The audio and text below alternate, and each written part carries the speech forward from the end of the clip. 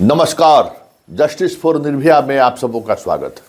और आज हम जस्टिस फॉर निर्भया में जिस मुद्दे पर चर्चा करने जा रहे हैं वो मुद्दा है कि राज्य सरकार जितने हॉस्टल हैं लड़कियों के लिए, लड़कों के लिए, उसका एक क्या एसओपी होनी चाहिए, इसको लेकर आज एक हाई लेवल बैठक और उस बैठक के बाद एक कैबिनेट में प्रस्ताव जाएगा और कैबिनेट के बाद एक कानून बनाई जाएगी।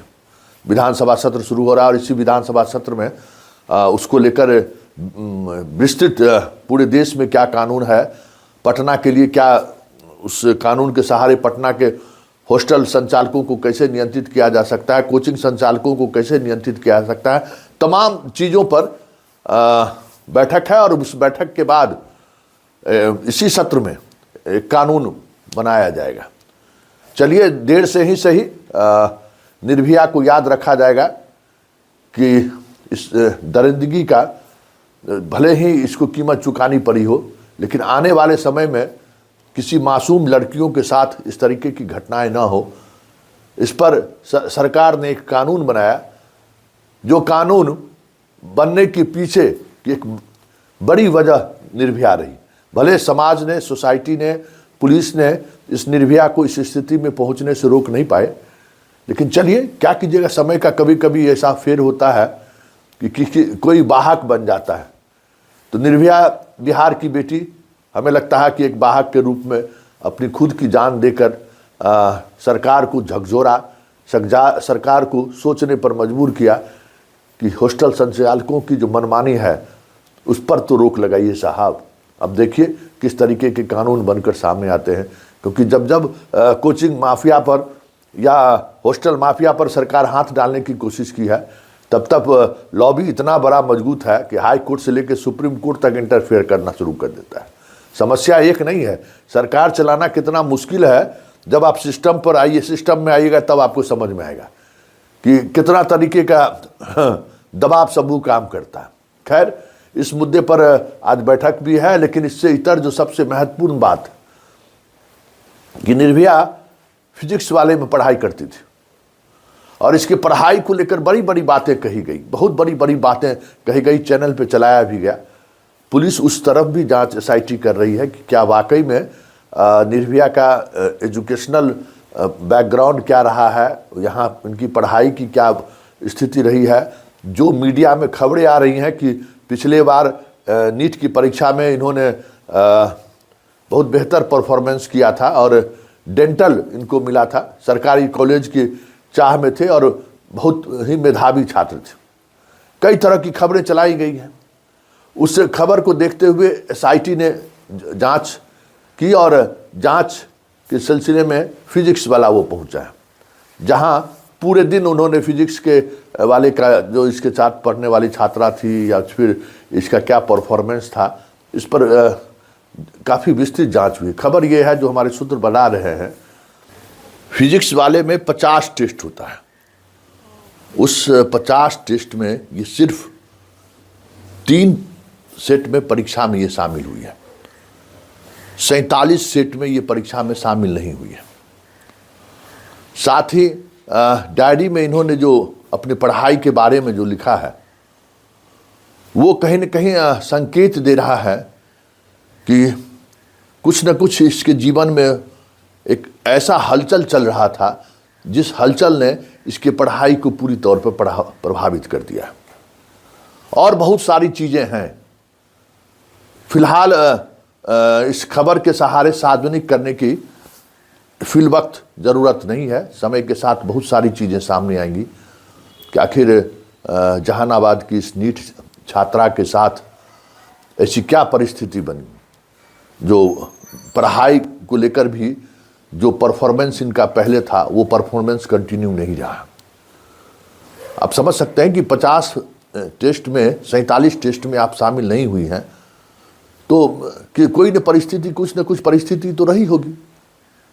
ये सारी चीज़ें अनुसंधान के दौरान जो हमारे सूत्र हैं वो लगातार बता रहे हैं कि इस बिंदु पर ये चीज़ें सामने आएंगी।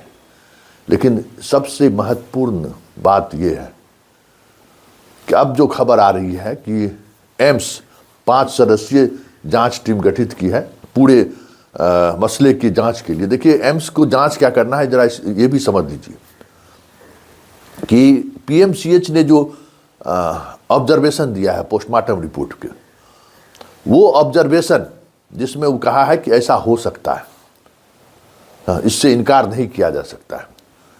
तो पूरा इस अवधि में मतलब 6 तारीख से लेके जब तक छात्रा का डेथ हुआ है, उस दौरान जो लाइन ऑफ ट्रीटमेंट रहा है, उस ट्रीटमेंट के दौरान बॉडी पर कौन कौन सा मार्क्स हो सकता है। मतलब होता है ना, वेंटिलेटर पर रखने पर कई जगह चीरचार होता है। अब यूरिन नहीं निकल रहा है तो कैथेटर लगाया जाता है, क्योंकि डॉक्टर का रिपोर्ट देखिएगा तो कई बार कैथेटर लगाने की चर्चा है, कई बार वेंटिलेटर पर ये बंद होने की वजह से जो है सो पंपिंग की चर्चा है। तो ये सारे जो क्लिनिकल जो एविडेंस हैं, सबका सीसीटीवी फुटेज भी है डॉक्टर के पास, वो सारे को एग्जामिन करने के लिए 5 सदस्यीय कमेटी गठित की है। लेकिन सबसे बड़ी बात यह है कि जहां सबसे पहले पेशेंट मतलब निर्भया जहां ट्रीटमेंट सहजानंद के डॉक्टर के यहाँ गया, वहां अब तो खबर आ रही है कि वो तो 6 घंटा वहां रही है।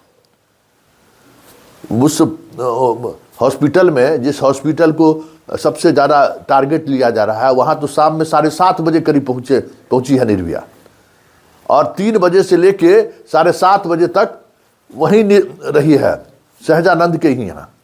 वहाँ भी यही है। तो जांच की शुरुआत वहीं से होगी, वहाँ क्या उनके पर ट्रीटमेंट हुआ और उन्होंने पुलिस को सूचना क्यों नहीं दी। इतने वक्त तक उनके यहाँ क्लिनिक में रहे, पुलिस को सूचना क्यों नहीं दी। और एक और बात जो सबसे गंभीर बात है इस पूरे प्रोसेस में, मतलब पूरे घटनाक्रम में, सबसे आंदोलन को लीड करने वाला जो युवा चेहरा आप देखते होंगे, वो सहजानंद का सहजानंद का कंपाउंडर ही है, जो दवा उवा वहाँ देता है। उस पर भी हम लोग रिसर्च कर रहे हैं कि आखिर सहजानंद के उस तथाकथित सप्लायर का, दवा का सप्लायर है, जो अपना को युवा नेता कहता है, वो जो इस आंदोलन को लीड कर रहा था, और जबकि इलाज, लड़की का इलाज सहजानंद के यहाँ से शुरू हुआ, तो सहजानंद ने क्यों नहीं ऑब्जर्वेशन में दिया कि रेप है? होना चाहिए ना। 6 घंटा आपने रखा है। तो ये तमाम बिंदुओं पर एसआईटी उस तरफ बढ़ रही है, और एसआईटी इस जांच को उस कड़ी में भी आगे बढ़ा रहा है कि आखिर ये पूरा मसला है क्या, कहाँ से ये बातें उठी, रेप का बात आया कहाँ से सामने। क्योंकि परिजन ने कभी नहीं कहा डॉक्टर से कि भाई हमारी बेटी के साथ रेप हुआ है, कभी नहीं कहा।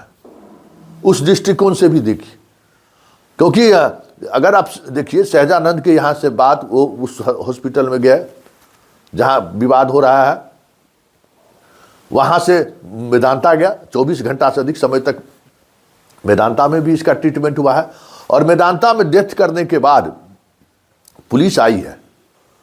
पुलिस पोस्टमार्टम रिपोर्ट को लेकर चर्चा हुई है।